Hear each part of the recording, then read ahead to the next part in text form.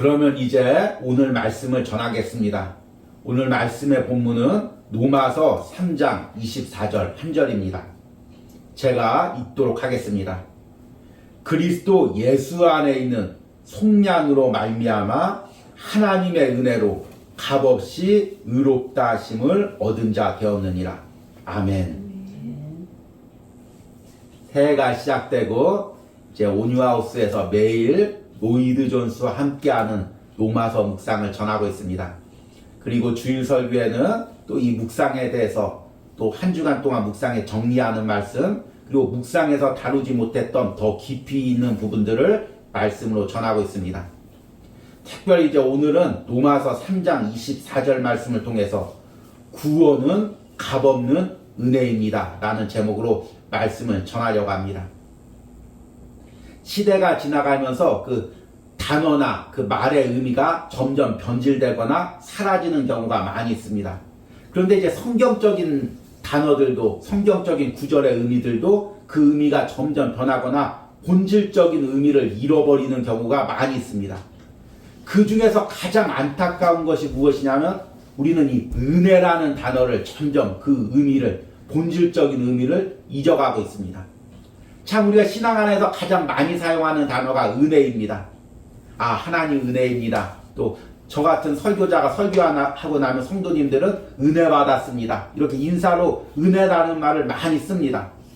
그런데 사실 이 은혜라는 의미의 그 본질적인 의미를 우리는 참 많이 잃어가고 있습니다. 은혜라는 말은 헬라어의 카리스라는 단어입니다. 영어로는 그레이스죠. 이제 이 카리스라는 말은 이제 상대방에게 호의로 주는 선물, 어떤 무언가를 줄 때 이 카리스라는 단어를 사용합니다.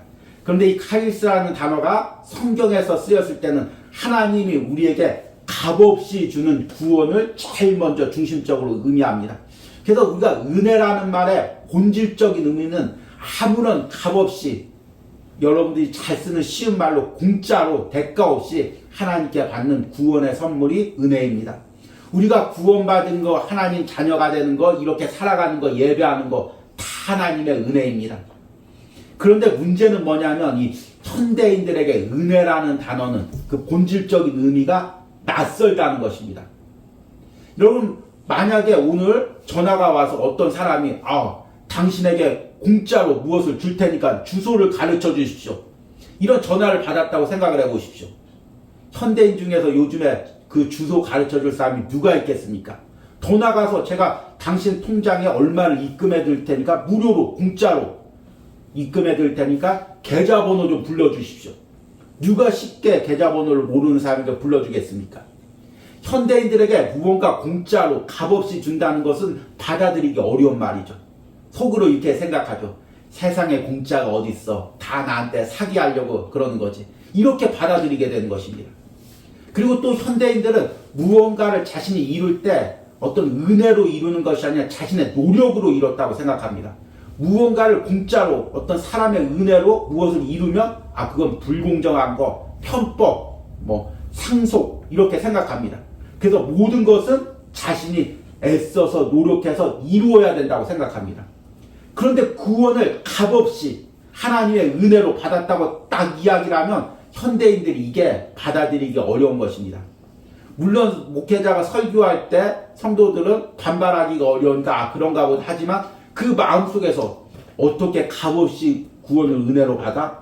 그래도 나의 공로가 있겠지, 나의 착한 점이 있겠지, 내가 행한 게 있겠지, 은연중에 이렇게 생각하게 되는 것입니다. 그러면서 점점 우리는 은혜를 잊어갑니다. 하나님 앞에 나의 알량한 나의 의를 내세우고 나의 공로를 내세우고 있는 것입니다.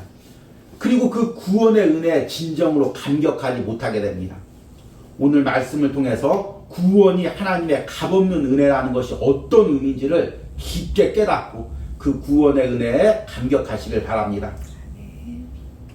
오늘 읽은 로마서 3장 24절 말씀, 그리스도 예수 안에 있는 속량으로 말미암아 하나님의 은혜로 값없이 의롭다 하심을 얻은 자 되었느니라. 이 짧은 말씀 우리가 그냥 스쳐 지나갈 때가 있었지만 이 말씀이 사실 우리가 받은 구원이 무엇인지를 아주 압축해서 보여주는 것입니다. 요한복음 3장 16절에 하나님이 세상을 이처럼 사랑하사 독생자를 주셨으니 이는 저를 믿는 자마다 멸망치 않고 구원을 얻게 하려 합니다. 이 말씀은 이제 믿지 않는 사람들에게 복음을 제시할 때 너무나 압축적으로 그 구원이 무엇인지를 이야기한다면, 오늘 3장 24절은 구원을 받은 우리들이 하나님이 내게 주신 구원이 무엇인가, 내가 왜 그 구원에 감격해야 되는가를 아주 압축적으로 보여주는 말씀입니다. 그러니까 우리가 요한복음 3장 16절을 암송하고 묵상하듯이 이 로마서 3장 24절 말씀도 우리가 계속해서 묵상하고 암송해야 되는 말씀입니다. 오늘 이 로마서 3장 24절에는 짧은 이 한 구절에 구원에 대한 세 가지 진리를 담고 있습니다. 첫 번째는 구원이 무엇이냐는 것입니다. 그리고 두 번째는 그 구원을 우리 하나님이 어떻게 우리에게 주셨냐는 것입니다. 그리고 마지막 질문은 그 구원이 어떻게 가능하냐는 것입니다. 이 로마서 3장 24절 이 짧은 구절에 이 세 가지 구원에 대한 핵심적인 질문에 답이 다 들어 있습니다. 그러면 첫 번째로 구원이 무엇이냐는 것입니다. 그에 대한 질문은 로마서 3장 24절의 마지막 부분에 있습니다. 후반절부터 읽어보면 하나님의 은혜로 값없이 의롭다 하심을 얻은 자 되었느니라. 이게 사실 영어 성경이나 헬라어 성경에는 이 순서가 바뀌어져 있습니다. 의롭다 하심을 얻은 자 되었느니라 라는 말이 제일 앞에 되어 있습니다. 그러니까 로마서 3장 24절은 먼저 구원이 무엇인지를 소개하면서 이제 지금 이 말씀을 전하고 있는 것입니다. 그래서 제일 먼저 구원이 무엇이냐면 하나님 앞에 의롭게 되는 것, 이게 구원이라는 것입니다. 여러분들은 구원을 무엇이라고 생각합니까? 우리는 흔히 구원이라고 하면 예수님 믿고 천국 가는 것, 이것을 생각합니다. 물론 이것도 구원에서 아주 중요한 부분입니다. 그런데 예수님 믿고 천국 가는 것, 그 앞에서 먼저 이루어져야 될 것이 있습니다. 그것은 무엇이냐면 내가 하나님 앞에서 의롭다 칭함을 받는 것입니다. 내가 하나님 앞에서 의인이 되는 것입니다. 내 행위로 되는 것이 아니라 내 노력으로 되는 것이 아니라 예수님의 보혈로 통해서 하나님이 나를 의롭다고 칭해주는 것입니다. 지금 바로 그렇게 칭해주는 것입니다. 내가 예수님을 믿는 순간 하나님께서 나를 의롭다고 칭해주는 것입니다. 그리고 내가 이제 하늘나라 가겠죠. 언제 갈지는 아무도 모르죠. 그런데 내가 예수님을 믿고 하나님 앞에 의롭다 칭함을 받으면 오늘 하늘나라를 가든 아니면 10년 후에 가든 늙어서 가든 아니면 내가 사는 동안 예수님께서 이 땅에 재림하시든 그 하나님 앞에 의롭다 칭함을 받았으면 이제 하나님의 심판대 앞에서 예수 그리스도의 심판대 앞에서 의롭다고 칭함을 받는 것입니다. 이 의롭다 한다는 말은 헬러의 디카이오라는 단어입니다. 우리나라 그 말로는 칭이라고 하죠. 그 부를 칭, 의롭다 해서 의롭다고 부른다는 것입니다. 우리가 이제 교리적인 단어는 우리들이 이제 많이 알 수가 없죠. 또 그렇게 너무 많이 알면 또 신앙이 또 어려워지는 부분들이 있습니다. 그럼에도 불구하고 아주 기본적인 교리적인 용어는 알아야 되는데 그 중에서 우리가 신앙인이라면 기독교인이라면 꼭 알아야 될 단어가 바로 칭의입니다. 나의 행위와 나의 공로가 아니라 하나님께서 예수님을 믿을 때 예수님의 피로 나를 의롭다고 칭해주는 것입니다. 그래서 루터가 종교개혁 할 때는 이신칭의, 하나님께서 믿음으로 의롭다고 해주신다는 이 한마디를 붙들고 이 한 단어를 붙들고 생명을 걸고 종교개혁을 일으켰던 것입니다. 그리고 종교개혁의 그 후손들 프로테스탄트도 다 이 칭의, 믿음으로 의롭게 되는 것, 하나님이 나를 의롭다고 불러주는 것, 이걸 붙들고 생명을 걸고 싸우고 교회를 세웠습니다. 그런데 이제 몇백 년이 흘러가서 교회들이 세워졌는데 이 칭이라는 단어, 하나님 앞에 의롭게 된다는 것, 이 구원의 의미가 이제 사실은 많이 퇴색되어 있습니다. 구원받은 것, 그거 예수님 믿고 천국 가는 것, 이렇게 끝나지 하나님 앞에 의롭게 된다는 것, 이것에 대해서 우리가 그 의미를 알지를 못합니다. 잊어가는 거죠. 이 디카이오라는 헬라어는 법적인 용어입니다. 재판관 앞에 이제 딱 재판받을 사람이 썼을 때 그 재판관이 선포하는 것입니다. 이 사람은 의롭다, 이 사람은 죄가 없다 선포하는 것입니다. 그런데 하나님 앞에서 예수님을 믿을 때 이와 똑같은 일이 일어난다는 것입니다. 그것을 성경에서 가장 아주 비슷하게 보여주는 장면이 스가랴서 3장 1절에서 5절에 나와 있습니다. 제가 한번 읽어드리겠습니다. 대제사장 여호수아는 여호와의 천사 앞에 섰고 사탄은 그의 오른쪽에 서서 그를 대적하는 것을 여호와께서 내게 보이시니라. 여호와께서 사탄에게 이르되 사탄아 여호와께서 너를 책망하노라. 예루살렘을 택한 여호와께서 너를 책망하노라. 이는 불에서 꺼낸 그슬린 나무가 아니냐 하실 때 여호수아가 더러운 옷을 입고 천사 앞에 서 있는지라. 여호와께서 자기 앞에 선 자들에게 명령하사 그 더러운 옷을 벗기라 하시고 또 여호수아에게 이르시되 내가 내 죄악을 제거하여 버렸으니 내게 아름다운 옷을 입히리라 하시기로 내가 말하되 정결한 관을 그의 머리에 씌우소서 하매 곧 정결한 관을 그 머리에 씌우면 옷을 입히고 여호와의 천사는 곁에 섰더라. 스가랴서는 이제 당시에 예루살렘이 멸망하고 바벨론의 포로로 끌려간 후에 다시금 유다 백성들이 돌아와서 불탄 그 예루살렘 성전에서 성전을 세워가면서 예배하는 장면입니다. 그리고 대제사장으로 여호수아가 섰고 선지자로 스가랴가 서 있습니다. 그런데 그 여호수아가 하나님 앞에 설 때 얼마나 자괴감이 들겠습니까? 그 화려한 솔로몬 성전에서 하나님의 선택된 백성을 예배하다가 포로로 끌려와서 다시 돌아오니 나라는 다 무너져 있고 성벽은 다 무너져 있고 성전은 다 불타 있는 가운데서 그 가운데서 하나님 앞에 그 초라한 곳에서 예배드릴 때 사탄이 얼마나 정죄하겠습니까? 야, 너희가 어떻게 하나님 앞에 예배할 수 있냐? 너희 민족이 그동안 지은 죄를 봐라. 네가 그동안 지은 죄를 봐라. 하나님 앞에 있는 하나님 앞에서 입고 있는 더러운 옷을 자꾸 들춰내는 것입니다. 그런데 하나님께서 그 사탄을 책망하시고 여호수아의 모든 더러운 옷을 벗겨내시고 그에게 깨끗한 의의 옷을 입힙니다. 또 하나님 앞에 그 정결한 관을 씌웁니다. 그리고 하나님 앞에서 의롭다고 하나님께서 칭해 주시는 것입니다. 이것이 예수님을 믿을 때 우리 안에 영적으로 일어나는 일입니다. 여러분들이 세상을 어떻게 사셨든 어떤 착한 일을 많이 했든 교회에서 어떤 많은 봉사를 했든 어떤 많은 물질을 드렸든 우리의 행위나 우리의 삶은 하나님 앞에서 더러운 옷입니다. 여러분 한번 내 인생을 돌이켜 보십시오. 얼마나 많은 죄를 범했습니까? 얼마나 많은 마음적인 악한 마음들을 가졌습니까? 관계에서 사람들과의 관계에서 얼마나 악한 내 행동들이 있었습니까? 저는 저의 삶을 돌이켜 보았을 때 이 말씀이 딱 맞다고 생각합니다.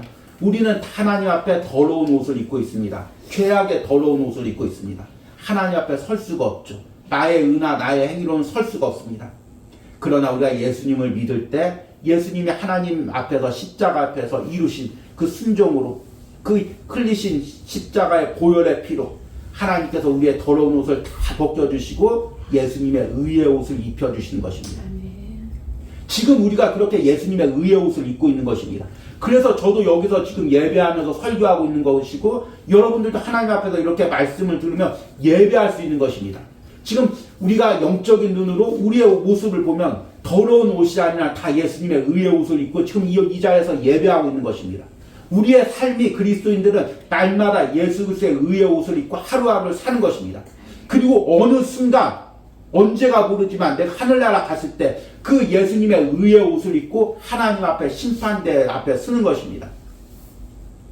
그럴 일은 없겠지만 혹시나 그때 나의 죄악된 더러운 옷을 입고 하나님 내 일생을 보십시오. 내가 이렇게 살았습니다. 이렇게 노력하며 살았습니다. 이렇게 착한 일 하면서 살았습니다. 그 더러운 옷을 내버린다면 우리 마태복음 22장에 왕의 잔치에 참여했을 때 예복을 입지 않고 쫓겨난 사람처럼 그 하나님의 심판대 앞에서 쫓겨나게 되는 것입니다. 그러기에 우리가 하나님 앞에 그 의의 옷을 입고 설 때 우리가 날마다 하나님 앞에 의인으로 칭해지고 또 하늘나라 가서도 그렇게 의롭다 칭해질 줄 믿습니다. 이것이 우리가 받은 구원의 실체입니다. 그러면 그 구원이 어떻게 우리에게 주어지는가? 이것이 두 번째 질문이죠. 그리고 오늘 두 번째 질문에 대한 답은 은혜로 값없이 라고 나와 있습니다. 오늘 설교의 핵심 단어죠. 은혜라는 단어. 근데 이 은혜라 우리 한글 성경에는 은혜로 값없이 되어 있지만 이제 헬라어나 영어 성경에는 이제 어순이 바뀌어져 있습니다. 그래서 값없는 은혜로. 또 이제 그 헬라어나 영어에는 하나님 그 단어가 들어가 있습니다. 값없는 하나님의 은혜로. 그래서 영어로는 freely by his grace. 대가 없이 그의 은혜를 통해서. by라는 것은 아마 여러분들 영어 공부할 때 많이들 배웠을 것입니다. 수동태죠. 나의 의지나 나의 노력이 아니라 상대방이 한 행동을 통해서. 그러니까 구원은 내가 노력해서 내 공로로 받는 것이 아니라 하나님의 은혜를 통해서, 하나님이 주시는 은혜를 통해서, by his grace, 하나님의 은혜, 그의 은혜로, 하나님의 은혜로 우리가 구원을 받는 것입니다. 우리가 참 이제 신앙생활하면서 요즘에 이 잘못된 가르침들이 많이 있습니다. 저도 이렇게 영상으로 말씀을 전하면서 또 비슷한 영상이 이렇게 떠서 보다 보면 참 잘못된 가르침들이 많이 있고, 심지어는 우리들이 잘 알고 있는 유명한 연예인들이 이렇게 말씀을 또 왜곡해서 전하는 사람들도 있습니다. 그러니까 우리가 이 말씀이, 이 교리가, 이 복음이 맞는 복음인지 성경적인 복음인지 아니면 왜곡된 복음인지 분별하기가 너무나 어렵습니다. 웬만한 사람들 분별하기가 힘들죠. 특별히 이제 예전 같은 경우는 이제 신앙생활할 때 처음부터 세례 줄 때 6개월 동안 학습을 받으면서 소요리 입는다. 그리고 그 후에 또 6개월이나 1년 후에 세례 주고 또 집사님 될 때, 권사님 될 때, 장로님 될 때 또 다 성경 문답하고 그것을 통과해야 이제 집사님, 장로님이 되었습니다. 그런데 이제 현대에는 그런 과정이 없죠. 다 생략하죠. 그렇게 해서 그러니까 이런 복음의 본질을 우리가 성경을 배우질 못하니까 왜곡된 복음과 성경적인 복음을 구별을 못하는 것입니다. 그럼에도 불구하고 우리가 이 구원에 대한 기본적인 성경적 진리는 반드시 우리가 분별할 줄 알아야 됩니다. 그 가장 기본적인 것이 무엇입니까? 오늘 말씀에 나와 있죠. 구원은 값없는 하나님의 은혜로 우리에게 주신 것입니다. 만약 여러분들이 어떤 단체에 갔거나 또는 어떤 지도자의 말씀을 듣는데 그 단체에서나 지도자가 하나님을 통해서 받는 구원에 무언가를 덧붙인다면, 예를 들어서 구원을 받으려면 얼마만큼 기도해야 된다, 얼마만큼 물질을 드려야 된다, 심지어는 어떤 성적인 나의 요구에 응해야 된다, 무언가 구원에 조그만한 대가라도 어떤 무슨 행위를 덧붙일 때 우리는 그것을 분별할 줄 알아야 됩니다. 그때는 기도 돌아보지 않고 그 단체나 그 지도자에서 나와야 됩니다. 떠나야 됩니다. 이것은 가장 기본적인 분별 방법입니다. 여러분들이 많은 성경 공부를 하지 않아도 기본적으로 이것은 분별할 수가 있어야 됩니다. 구원은 오로지 하나님의 은혜로 되는 것이지 어떤 사람의 가르침이나 어떤 나의 행위로 되는 것이 아닙니다. 오늘 값없이라고 되어 있습니다. 영어로 프리리죠. 대가가 없다는 것입니다. 여러분들이 좋아하는 공짜입니다. 아무런 대가가 없다는 거죠. 예를 들어서 만약 여러분들이 어느 이제 공원에 입장을 하게 되었습니다. 공원 입구에 관리하는 시장 이름으로 딱 써 있습니다. 이 공원은 무료 입장 딱 써 있습니다. 그래서 무료 입장이구나 하고 내가 그 공원에 들어가려고 합니다. 근데 관리인이 갑자기 딱 잡습니다. 당신 왜 그냥 들어갑니까? 아니 여기 지금 무료 입장 써 있지 않습니까? 말이 그렇다는 거지 세상에 공짜가 어디 있습니까? 여기 지나가려면 다 돈 내야 됩니다. 얼마 내야 됩니까? 한 1,000원만 내십시오. 그렇게 얘기를 했다고 알고 오십시오. 그러면 그 1,000원을 받는 게 맞습니까? 안 맞습니까? 아마 여러분 다 알겠죠. 이게 공짜로 입장한 건데 무료 입장인데 이 관리인이 자기 뒷돈 챙기려고 이게 지금 돈 달라고 하는 거구나. 다 분별할 수가 있겠죠. 구원도 마찬가지입니다. 성경에 분명히 하나님의 은혜로 값없이 주어진다고 분명히 나와 있습니다. 근데 누군가가 그건 성경 말씀이고 실제로 어떻게 그렇게 됩니까? 구원을 받으려면 이 정도 뭘 드려야 됩니다. 이 정도 행위를 해야 됩니다. 그러면 사실 그 말하는 사람이 무엇을 받으려고 그걸 왜곡한다는 거, 이거는 초등학교라도 어린아이라도 이 정도는 분별할 수가 있어야 된다는 것입니다. 내가 신앙을 가졌다면 성경 말씀을 말씀 그대로 믿는다면 그 정도는 여러분들이 분별할 수가 있어야 된다는 것입니다. 이것이 바로 우리가 얻는 구원입니다. 구원에는 아무것도 덧붙일 것이 없습니다. 나의 알량한 의나 나의 모든 알량한 그 노력들, 그런 것들을 덧붙일 것이 없다는 것입니다. 오로지 하나님의 은혜로 값없이 주어지는 것입니다. 여러분들 이 말씀을 꼭 붙드시기 바랍니다. 그런데 여기까지 들으면 여러분들 중에서 이제 반발이 생기겠죠. 아니 그렇게 아무런 착한 것도 없고 선한 행위도 없이 그냥 값없이 구원을 주어지면 왜 우리가 신앙생활 합니까? 그러면 왜 우리가 착하게 살아야 됩니까? 우리가 왜 하나님만 헌신하고 왜 물질을 드려야 됩니까? 그런데 우리가 여기서 중요한 세 번째 질문을 빼놓고 있습니다. 그것은 구원이 어떻게 가능하냐는 것입니다. 그에 대해서 오늘 대답은 이렇게 이야기하고 있습니다. 그리스도 예수 안에 있는 속량으로 말미암아. 여기서 이 속량이라는 단어가 핵심적인 단어입니다. 이 속량의 의미가 무엇입니까? 이 속량이라는 단어는 헬라어의 아포리트 로시스라는 단어입니다. 영어로는 리뎀션, 무언가 대가를 주고 사온다는 것입니다. 근데 사실 이제 이 구속이라는 단어가 영어 성경에는 리뎀션이라는 단어보다 이제 다른 단어, 해방이나 자유라는 단어로 많이 번역이 되어 있습니다. 그래서 우리가 이제 구원받는 거, 이 구속받는 것은 자유를 누린다, 죄에서부터 자유를 누린다, 이 말로 많이 듣고 있습니다. 근데 이 구속과 자유는 엄밀한 의미에서 틀린 것입니다. 우리가 자유를 누리는 것은 대가를 주지 않아도 어떤 상황이 되면 저절로 자유를 누리게 됩니다. 그런데 구속은 그것을 자유를 누리기 위해서 무언가 대가를 지불하는 것입니다. 속량이죠. 속전이죠. 이 단어의 의미가 무엇이냐면 예전에 헬라 시대 때 노예가 있습니다. 그러면 내가 그 노예를 다시 사오려면 그 노예의 값을 그 주인에게 지불해야 됩니다. 만약에 이 노예를 다시금 자유케 하기 위해서는 그 노예 값을 그 주인에게 지불하고 그 노예를 자유케 하는 것입니다. 이게 이제 헬라 사회에서 로마 사회에서는 우리가 좀 낯설지만 그 당시에는 아주 보편적인 일이었습니다. 그냥 평범한 사람도 빚을 많이 지거나 잘못을 하면 노예가 되고 그 노예로 풀려나기 위해서는 또 돈을 벌어서 아니면 남이 돈을 대어줘서 그 돈값을 지불하면 주인에게 지불하면은 그 자유가 되는 것입니다. 이게 이제 공공연히 헬라 사회에서는 벌어지는 일이죠.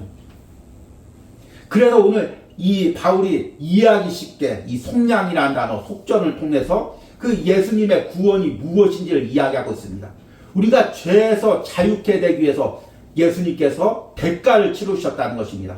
하나님께서 그 독생자 예수 그리스도를 인간의 몸으로 오셔서 십자가에서 피 흘리게 해주셨다는 것입니다. 그리고 우리가 죄에서 자유케 된 것, 구원을 받은 것은 그 대가를 받음으로 우리가 구원을 받았다는 것입니다. 앞에서 제가 이제 공원의 무료 입장 이야기를 했죠. 그런데 무료 입장, 우리 상황에서는 무료 입장이지만 하나님 입장에서는 우리가 무료로 그것을 받아들이기 위해서 엄청난 대가를 미리 치르셨다는 것입니다. 그것이 무엇입니까? 예수 그리스도의 십자가의 피입니다. 그 아들을 십자가에서 내어주신 것입니다. 그 대가가 우리가 생각하는 돈으로 환산할 수 있는 대가가 아닙니다. 우리가 계속해서 말씀을 배웠죠. 예수님은 성자 하나님, 이 세상을 창조할 때부터 하나님과 함께 계셨고 이 세상의 창조주이시고 삼위일체 하나님의 본체라고 말씀을 드렸습니다. 그 하나님이 인간의 몸으로 오셔서 나를 구원하기 위해서 그 대가를 십자가에서 치르신 것입니다. 그러니 그 대가가 얼마나 놀라운 것입니까? 돈으로 환산할 수가 없는 것입니다. 이 온 우주를, 온 세상을 다 그 대가로 치른다고 해도 부족할 만큼 더 값어치 있는 대가를 하나님께서 치르신 것입니다. 그런데 거기서 무슨 더 대가를 요구하겠습니까? 무엇을 더 지불해야 됩니까? 그것을 지불하려고 한다면 오히려 하나님을 모욕하고 조롱하는 것이 되는 것입니다. 만약에 어떤 사람이 나를 살리기 위해서 그 자녀를 생명을 잃게 하면서까지 그 자녀의 장기를 나에게 이식해서 나를 살렸습니다. 그리고 자녀를 죽였습니다. 그러면 얼마나 놀라운 그 은혜입니까? 그런데 그 사람 앞에 가서 100원을 주면서 저 살려주셔서 감사합니다. 자녀를 희생시켜주셔서 감사합니다. 그리고 그 아버지에게 100원을 줬다고 생각해 보십시오. 여러분 내가 그 입장이라고 생각을 해보십시오. 100원을 받는 입장이라고 생각을 해보십시오. 얼마나 모욕감을 느끼겠습니까? 내가 이 사람을 지금 살리기 위해서 지금 내 아들의 생명을 내어놓는데 100원 주면서 감사하다고 하는 것입니다. 그리고 그걸로 다 대가를 치르려고 하는 것입니다. 그런데 우리의 신앙이 이와 같을 때가 너무 많이 있습니다. 우리가 하나님 앞에 선한 일을 얼만큼 많이 해도, 기도를 얼만큼 많이 해도, 봉사를 얼만큼 많이 해도, 물질을 얼만큼 드려도 그게 하나님 앞에서 얼마의 값어치가 있겠습니까? 우리가 느끼는 100원의 값어치, 그것보다도 더 없습니다. 그런데 그것을 하나님 앞에 드리면서 하나님 이것을 드렸으니까 구원받은 가격 치렀습니다. 아니면 하나님 이것을 드렸으니까 나 구원받을 자격 있죠. 하나님 입장에서 얼마나 모욕감을 느끼겠습니까? 그런데 우리의 공로를 자랑하는 것, 우리의 의를 자랑하는 것이 이와 같다는 것입니다. 그동안 조금 헌신한 거, 조금 착하게 살아온 거, 그거 하나님 앞에 드리면서 자랑하면서 하나님 나 구원받을 자격 있죠. 나 구원받을 대가 치렀죠. 이렇게 이야기하는 것입니다. 그러는 사이에 나도 모르게 자기의가 생기는 것입니다. 아, 나는 구원받을 자격이 있어. 나는 이런 의를 세웠어. 나는 충분히 이런 구원을 누릴 자격이 있어. 이렇게 구원의 은혜를 스스로 변질시키고 있습니다. 제가 말씀을 이렇게 전하니까 낯선 이야기 같지만 실제로 제가 신앙생활하면서 대화를 할 때 이런 생각을 가진 사람이 의외로 신앙인 중에서 더 많다는 것입니다. 값없이 구원을 받는다는 것보다 그래도 내가 어렸을 때 나름 착하게 살았어. 부모님 말씀에 순종하고 또 나름 어려운 가운데서 신앙생활 잘했어. 하나님이 나 그것 보시고 구원해 주셨어. 그리고 이렇게 집사님 세우셨어. 장로님 세우셨어. 권사님 세우셨어. 나와 같은 목회자 세우셨어. 대화를 할 때 은연중에 이런 대화를 하는 사람, 이런 생각을 가진 사람이 의외로 많다는 것입니다. 나도 모르는 사이에 우리가 구원에 대해서 나의 의를, 나의 공로를 자랑하고 있습니다. 그러니까 우리가 구원에 대해서 감격하지 못하는 것입니다. 여러분, 오늘 로마서 3장 24절 말씀을 우리가 다시 한번 깊게 묵상해 보시기 바랍니다. 그리스도 예수 안에 있는 속량으로 말미암아 하나님의 은혜로 값없이 의롭다 하심을 얻은 자 되었느니라. 여러분, 평생 이 말씀을 붙드시기 바랍니다. 그리고 이 말씀을 통해서 항상 매 순간마다 내 신앙을 점검해 보시기 바랍니다. 나는 정말 내가 하나님의 은혜로 값없이 구원받은 것, 예수님의 피로 구원받은 것, 이것을 지금 붙들고 있는가? 아니면 나도 모르는 사이에 다시 이 로마서 3장 24절에서 떠나서 나의 의를 자랑하고 있는가? 내 공로를 자랑하고 있는가? 매 순간 점검해 보시기 바랍니다. 그리고 여러분들이 이 로마서 3장 24절 말씀을 붙들고 그 구원의 의미를 깨달아 갈수록 여러분들 안에 그 구원의 감격이 넘칠 것입니다. 구원의 은혜가 넘칠 것입니다. 이런 은혜를 평생 누리시며 신앙생활 하시길 바랍니다. 그리고 하나님 앞에 섰을 때 그 구원의 은혜, 구원의 감사에 감격하며 찬양하는 은혜가 여러분들의 영혼에 있기를 간절히 소망합니다.